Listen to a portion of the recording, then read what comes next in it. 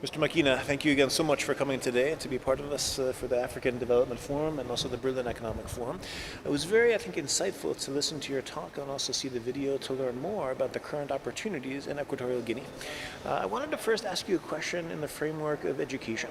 20 years ago, cultural diplomacy didn't exist as a field. It existed only as a practice. You had institutions like the Alliance Française, the Goethe Institute, the British Council.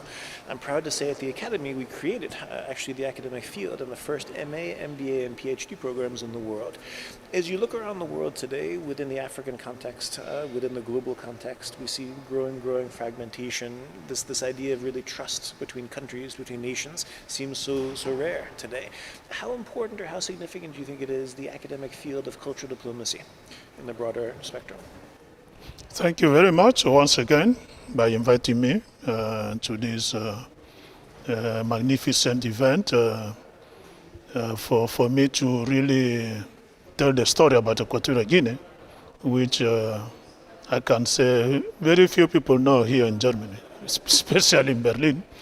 And maybe because, as I said before, maybe because the language barrier, but I can still think because some people try to confuse Equatorial Guinea being part of Latin America. I've met some people when I tell them I'm from Equatorial Guinea, they ask me, huh? Which part of Latin America is So very few people don't really know is this territory is located in Africa. In the heart of Africa. In the heart of Africa, for instance. Now, what it comes about cultural diplomacy, as you have said, is a newly established kind of ideology, I can say like that. And we don't know a lot about it in Equatorial Guinea. We haven't heard a lot about it. But I remember you've made some invitations in the past for our president to come over here and give a lecture of a type of topic. Some questions were coming from back home, but what type of institution is that, cultural diplomacy? They even didn't know. Some, even if they did some research, they couldn't really find like a reference apart from Germany. Another reference. But by looking at your website, that is really with rich content about different type of programs, education, conference, economic forums. So it's quite impressive. I think this is something that I don't know if the government or the sector in charge of promoting this type of institutions is the time right now to really promote it, to make it be aware all over the world. That is very important because it's like you are so polyvalent because you globalize, all the topics to improve, human knowledge. Your institute is also there giving online lectures. I have seen it in the website, and so many trainings that can really benefit not only African scholars, but all over the world. Well, thank you. No, you raise an interesting point there also in terms of when did cultural diplomacy begin. And I actually had that conversation with a German professor. We published a book together, Searching for a Cultural Diplomacy. Her name is Jessica Genahecht. And we always had the discussion, when did cultural diplomacy start? I would initially state it began late 1800s, where you have the start of the Alliance Française, Institut Français. That was one of the oldest official institutions for cultural diplomacy. And she would always say, no, Mark, you have it all wrong. Cultural diplomacy began centuries ago. Really the first human beings, when they interacted with other groups, whether through language or through other types of exchange, that actually was cultural diplomacy. Everything that they were expressing or not expressing, and vice versa. So in that sense, I wanted to ask you about cultural diplomacy in Africa. As you look at cultural diplomacy, there was a big growth during the Cold War period between the Soviet Union and the United States. European Union, many would say, is one of the great success stories of multilateral cultural diplomacy, where they said, all right, 28 countries, now 27, let's make it easier to have more exchange between our youth, between our educational systems. What about in Africa? In Africa, you see there's such such tremendous diversity. The political map has very little to do with the cultural map. And it seems like a great opportunity where cultural diplomacy could really help to strengthen African cooperation, and of course also for global African cooperation. Do you have any success stories of a cultural diplomacy activity that you say, hey, this really worked? I saw these two groups coming together through soccer or through music, or some example maybe from your own experience of a success of cultural diplomacy in the African context. Yeah, I think in that sense, I think I can talk about my country, Equatorial Guinea. Because looking back at the history of Equatorial Guinea, you can find that we came up from dark ages in the past. After we gained our independence in 1968, we had a dictatorship, like a tyranny government, that was almost 10 years. It was almost 10 years. Many people exiled abroad, and the situation was very bad. Now, in 1978, when the present president took power, though he was forced to do it, it was through a military coup, because he's a military professional by career. And he studied in an academy, and he performed his military career in Spain in an academy they call the Zaragoza Academy. This academy is the same academy that trained royals from Spain. So this is where the present president of Equatorial was also trained in the military, career. And by giving this coup, he tried to, try to get every sector, every ethnic group to interact each other, to find a way by creating Congress meetings, national Congress. Every year we have, every 6 months, we had a kind of a national Congress of the people of Equatorial Guinea, so that we can have a kind of reconciliation, national reconciliation process to develop the country in some kind of way. So Equatorial Guinea has came up from practicing this cultural diplomacy, though we didn't realize we were doing it. Because it's not documented in any paper, in any book, but it's something, as you said, that in the past, humankind started, interacting by cultural diplomacy, kind of, and that's what we were doing, trying to come up from this crisis of dictatorship that we had in the past, and to come up with a new way of living for the people of Equatorial Guinea. So a lot of interaction have been doing by my country until the level that we jump from national cultural diplomacy interaction to international by succeeding in organizing our first African Union Summit. That was in 2012, 2011-12. And it was a successful one. Even our different African countries, they were impressed by the level of development Equatorial has done in less than 50 years to organize a summit of African Union. Imagine how many delegations will be there. Hotels were around, everybody, cars, vehicles, tourist attractions, everything was in place. And they were impressed in such a few times. How did you do it?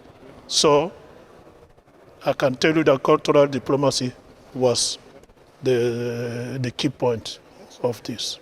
So Equatorial Guinea also, apart from African Union, we organized 2 African Cup of Nations in my country.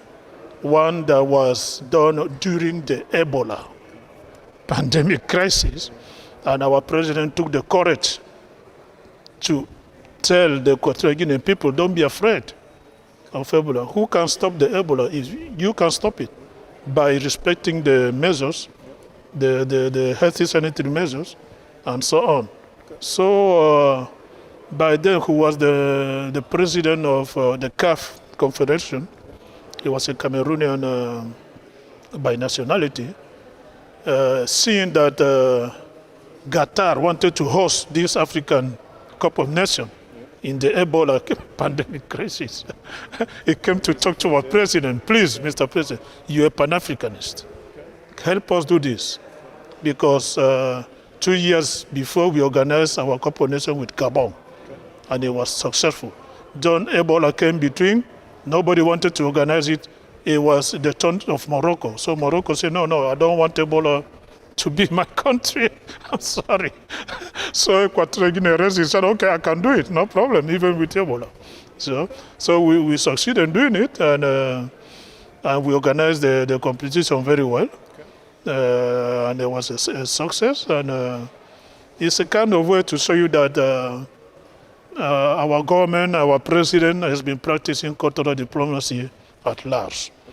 It's just a matter of making it official. Maybe we need to try to link your own institution as a cultural diplomacy to what we have as a kind of a cultural diplomacy in my country. That would be great.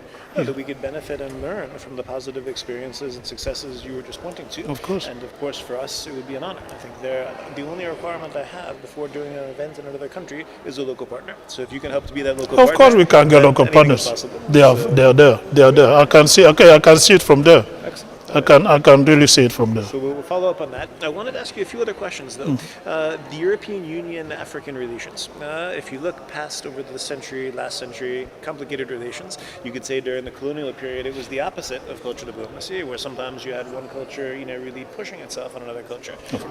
What opportunities do you see today for cultural diplomacy to strengthen EU-African relations?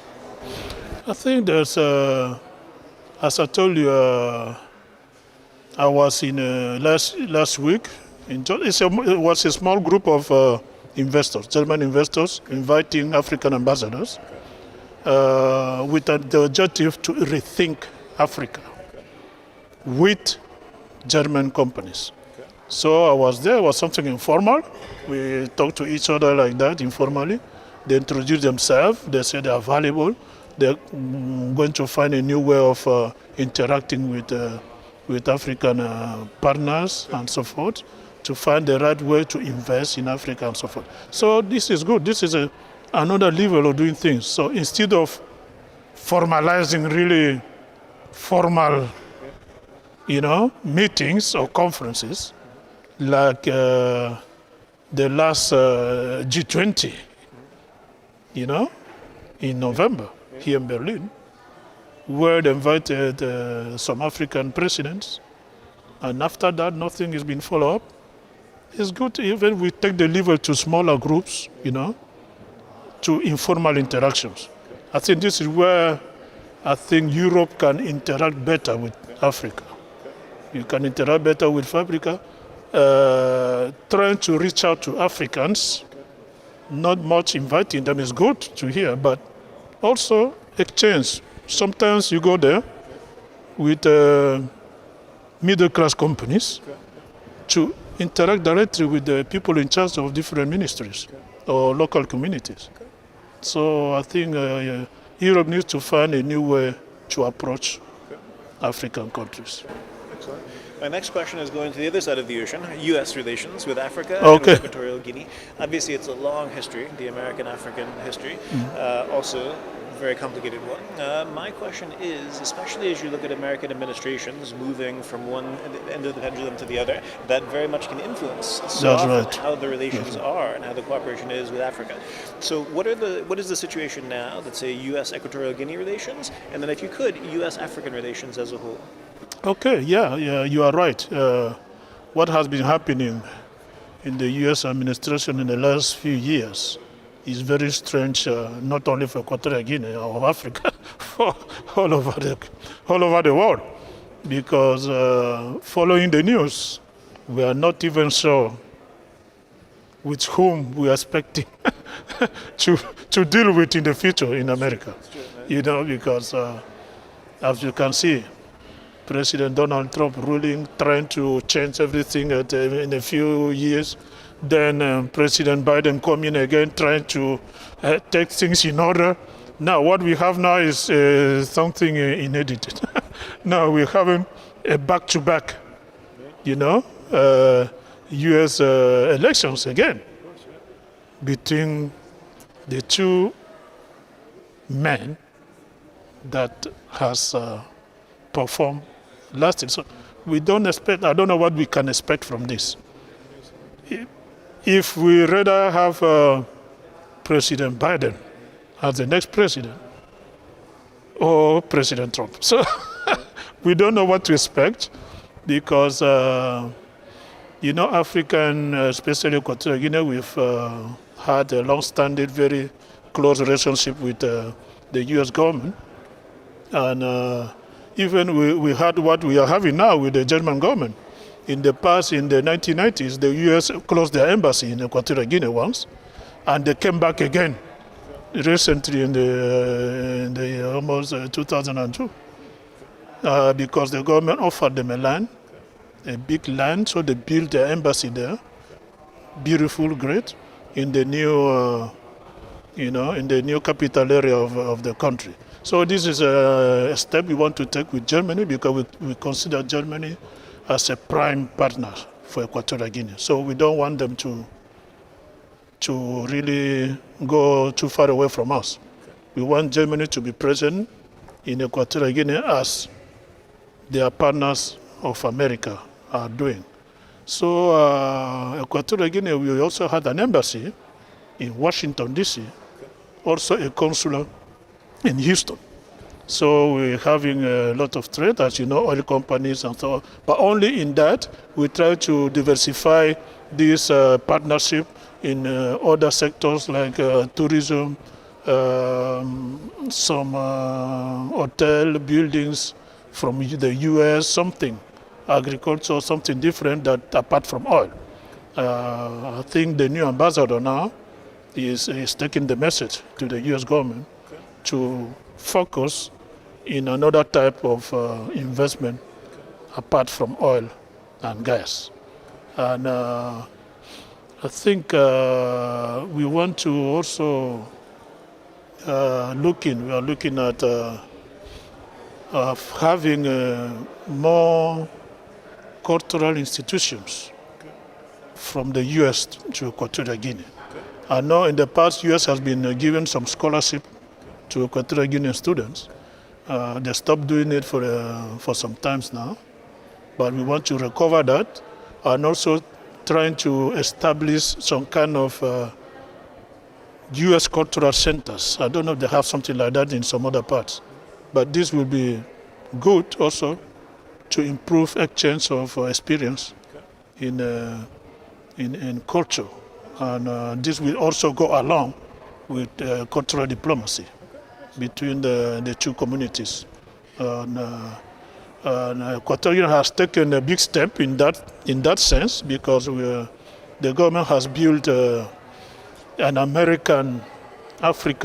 a Central African American University in the mainland side of Equatorial Guinea, very near to the new capital. We are building a new capital in the center of the country. This new capital is going to be called Ojala. And this University of Central Africa is an Afro-American Central African University. It has been functioning since 2 years now. It's functioning since 2 years now. It's not well known, really, not even in Central Africa. But with time, people will get to know this Afro-American University of Central Africa in Equatorial Guinea. And that is a good example of cultural diplomacy. And that's a great lead into my final question. I was just given the signal we have to start concluding. As you know, we organize at the Academy for Cultural Diplomacy events around the world. We've done it actually in Africa, Europe, USA. How important do you think it is for Africans to participate in such international gatherings, so international conferences? Is that a way that we can also build more understanding and more trust at a global level? What would be your thoughts? Of course. This is very important. Now, the problem always lies on the financing. Okay, of course. Yeah. The financing, how are you going to finance inviting African scholars to attend different conferences, like here in Berlin? If you have something, if you have some finance, it's welcome. Maybe you can propose something like, for instance, for Equatorial Guinea, yeah, in your next type of cultural, encounter, diplomacy encounter. Maybe you can propose the government of Equatorial Guinea writing a letter to the Minister of Foreign Affairs. Please, we can pay the lodgement of 4 scholars from Equatorial Guinea to come over while you pay the ticket. No, I think Something like that, it can be welcome. as participants, I think that would be good also for graduate students. As I said, we have the For MA, graduates, of course, yeah. What's interesting, we actually don't have much financial help we can offer directly ourselves from studies. However, the majority of our students do have financial aid. So there are I see. students there from Germany, from Europe. Okay, all right. And we have more students that have financial aid than not. So in that sense, I think it's there. When just as you were saying, through Okay. to the government. So let's keep that as another project for us. Yeah, of course, that would be but- that would be a good suggestion. I think it can work out, and that's how our people, our government sees things. If you do 50-50, I'll do the other side. Let's get things, So let's working. follow up with this then in another meeting. But thank you again so much for the honor of having come here today for the speech and for taking the time also for this interview. And we look forward to developing the collaboration with you and Equatorial Guinea. Thank you for inviting me once again, Mr. Murphy. No. So I expect to be around here in the future, also to collaborate or to help you in any support you need in getting Equatorial Guinea more in this cultural diplomacy academy and institution. That would be very important. So I appreciate that. Thank you very much. Thank you.